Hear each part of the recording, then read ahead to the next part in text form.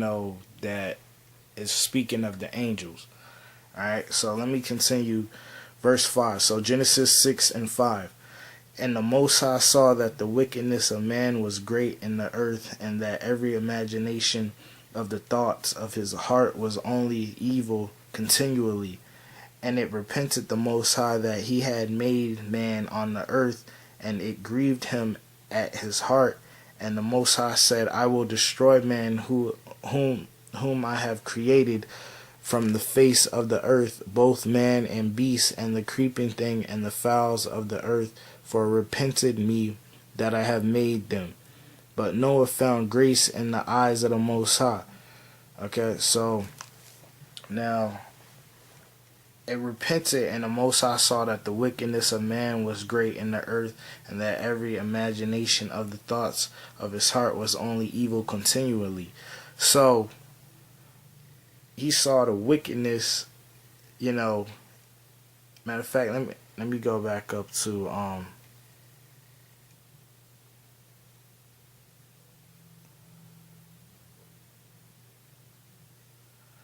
was thinking about another point.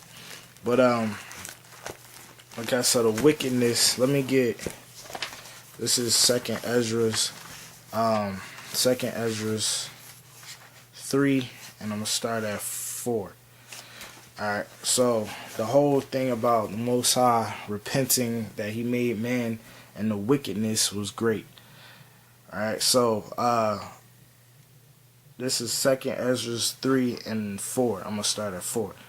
O Most High, who beareth rule, thou spakest at the beginning when thou didst plant the earth, and that thyself alone, and commandest the people, and gavest a body unto Adam without soul, which was the workmanship of thine hands, and didst breathe into him the breath of life, and he was made living before thee. Okay. And thou ladest him into paradise, and obviously we know this is talking about Genesis, the first and second chapter. And thou leadest him into paradise, which thy right hand hath planted, before ever the earth came forward. And unto him thou givest commandment to love thy way, which he transgressed, and immediately thou appointest death in him, and in his generations, of whom came nations, tribes, people, and kindreds out of number. Okay, and every people walked after their own will, and did wonderful things before thee, and despised thy commandments. Okay, so just like the scriptures say, they walked in their own evil imagination. In fact, let me get that again.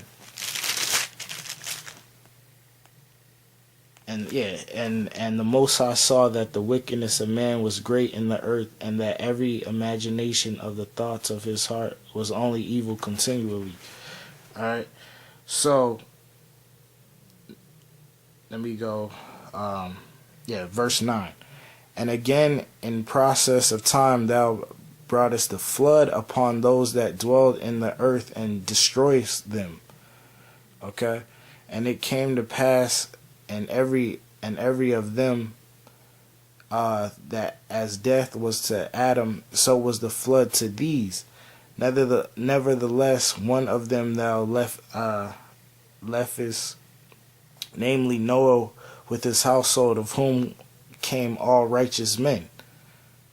Okay, so showing you there's no talk of angels having sex with women. The scriptures clearly say that they transgressed and they became wicked, which is transgression of the law, showing that the law was here during the time of Adam and not just exclusive to Israel. Okay, so let me see. Let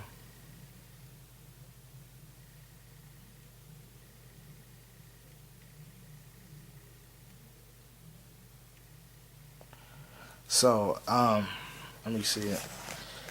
Thinking about seeing if I have another precept on that.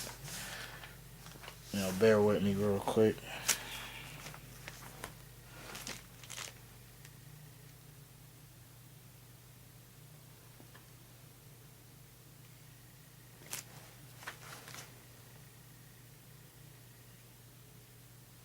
Alright, so let me get this is showing you just another scripture. This is Sirach 40. I'm gonna start at the top. So Sirach 40, and I'll start at the top. Yeah. So great travail is created for every man, and a heavy yoke is upon the sons of Adam, from the day that they go out of their mother's womb till the day that they return to the mother of all things. Their imagination of things to come and the day of death trouble their thoughts and cause fear of heart. And that's basically like every man. Obviously, we all come from Adam, as Second Esdras, the 6th chapter tells you. And then this is what happens with man. Their imagination of things to come and the day of death trouble their thoughts, like worrying about death, and people worrying about when they're gonna die and how life is, which is gonna go more in depth to it. From him that sitteth on a throne of glory unto him that is humbled in earth and ashes, from him that weareth purple and a crown unto him that is clothed with a linen frock.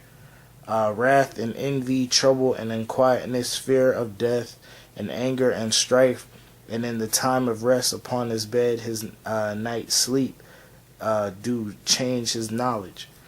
A little or nothing is his rest, and afterward he is in his sleep, as in a day of keeping watch, troubled in the vision of his heart, as if he were escaped out of a battle. When all is safe, he awakened and marveled that the fear was nothing. Okay, here's the point.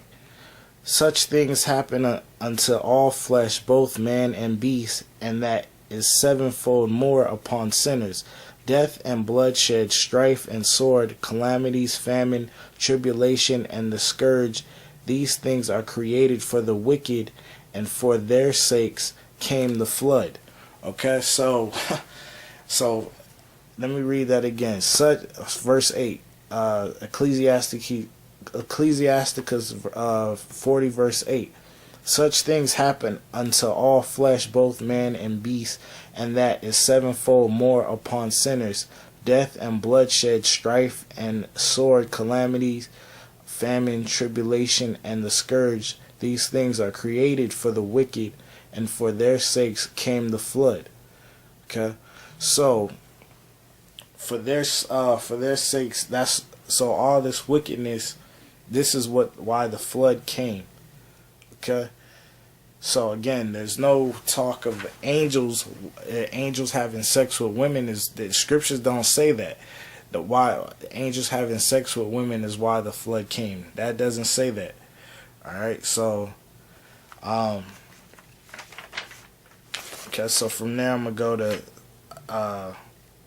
Ecclesiasticus or chapter 44, and I'm gonna start at 17. Noah was found perfect and righteous in the time of wrath. He was taken in exchange for the world. Therefore was he left as a remnant unto the earth when the flood came. So again, just like for instance, right now, the remnant, the Most High has a remnant that He's gonna save and I'm gonna get that, showing that the second death is gonna be with fire. The remnant that's gonna be able to make it out of that fire and not be able to be destroyed. That's the same thing as the time of the flood. But the point I was getting out of this is Noah was found perfect and righteous. What does that have to do with angels having sex with women? You know what I'm saying? That has nothing to do with. So if angels having sex with women is, this reasons why the flood came, then I mean that doesn't make any sense for angels to have sex with women, and then Noah, he's doing something righteous. What was Noah doing that that you can't even come up with any foolishness to it just doesn't sound right. But therefore, matter of fact, let me read it again. Noah was found perfect and righteous in the time of wrath. He was taken in exchange for the world. Therefore was he left as a remnant unto the earth when the flood came. An everlasting covenant was made with him, that all flesh should perish no more by the flood. Okay, so again, he was in the time of wrath. So again, when the Lord comes back, what is that? That's the time of wrath. So just like during the time of Noah, Noah was found righteous, and basically he was the elect. He was he was gonna make it. He was gonna be saved. All right. So and let me show you. So he was perfect and righteous. Let me get a few scriptures to show what's perfect and what's righteous. All right. How can you be perfect and how can you be righteous? Okay, so this is Ecclesiasticus 34 now, and 8. The law shall be found perfect without lies, and wisdom is perfection to a faithful mouth. Okay, so I mean that's plain. Let me get let's see.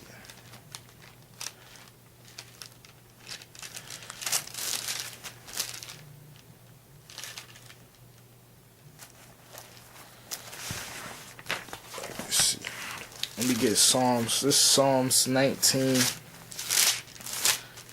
and Psalms 19 and 7. Alright, so the law of the Most High is perfect, converting the soul. The testimony of the Most High is sure, making wise the simple. Okay, so I mean, the law is perfect. So that's what Noah was involved in while he was getting saved. Because let me go to Psalms. Let's get it. Psalms. Let's get Psalms 119 and 172. My tongue shall speak of thy word, for all thy commandments are righteousness. Okay, so the righteous, he was found, he was perfect and righteous. So how are you righteous? By keeping the law, statutes, and commandments. Just like you have unrighteousness, and then you have righteousness. Righteousness is keeping the law, statutes, and commandments. Unrighteousness is obviously contrary. So that's how you're someone that's righteous. Matter of fact, let me get one more precept. Let me see, and then I'll close it out. This is Psalms, still in Psalms.